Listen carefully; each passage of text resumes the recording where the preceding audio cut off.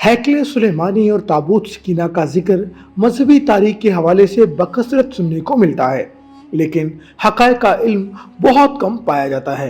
अगरचे मुसलमानों, ईसाइयों और यहूदियों में इसके मुतालिक मुख्तलिफ आरा भी बयान की जाती हैं, ताहम अहम नकात व वाक़यात पर तारीख दानों का इत्तफाक पाया जाता है। जब बनी इसराइल फिरौन से निजात पाकर फ़लस्तीन चले आए तो उन्होंने अरब सरजमीन पर बसेरा कर लिया। हज़रत मूसा अलैहिस्सलाम के बाद बनी इसराइल की रहनुमाई हज़रत तालूत अलैहिस्सलाम, हज़रत दाऊद अलैहिस्सलाम और हज़रत सुलेमान अलैहिस्सलाम ने की। ये भी बताया जाता है कि हज़रत दाऊद अलैहिस्सलाम ने हज़रत तालूत अलैहिस्सलाम की साहबजादी से शादी की। ताबूत सकीना के मुतल्लिक बताया जाता है कि ये हज़रत आदम अलैहिस्सलाम को दिया गया और उनसे हज़रत दाऊद अलैहिस्सलाम तक पहुंचा।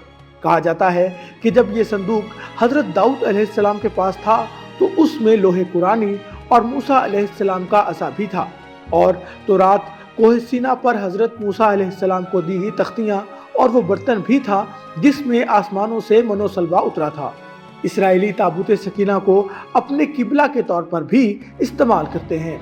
तारीख की किताबों के मुताबिक हज़रत दाऊद अलैहिस्सलाम ने ताबूत सकीना के तहफ़्फ़ुज़ के लिए एक मजबूत इमारत तामीर करने का फैसला किया। ये इमारत हज़रत सुलेमान अलैहिस्सलाम के दौर में मुकम्मल हुई और इसे हैकले सुलेमानी का नाम दिया गया।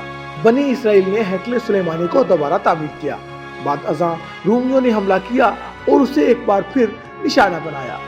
उन्होंने इसकी जगह एक कलीसा की तामीर की। जब हज़रत उमर रज़ियल्लाहु ताला अन्हु ने इस सरज़मीन को फतह किया तो रूमियों के कलीसा से कुछ फासले पर दुआ फरमाई, जहां मस्जिद अक्सा तामीर की गई। यहूदी दावा करते हैं कि जहां मस्जिद अक्सा वाक़े है वहां उनका मुअब्बिद है। मुसलमान इस जगह को अपने लिए मुक़द्दस जानते हैं, मगर यहूदियों का अकीदा है कि मस्जिद को शहीद करके इसकी जगह हैकले सुलेमानी की दोबारा तामीर की जाएगी।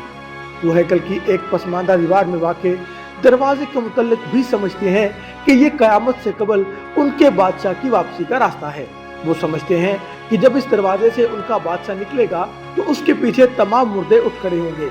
अलबत्ता मुस्लिम रिवायात के मुताबिक यहूदियों का बादशाह दज्जाल है।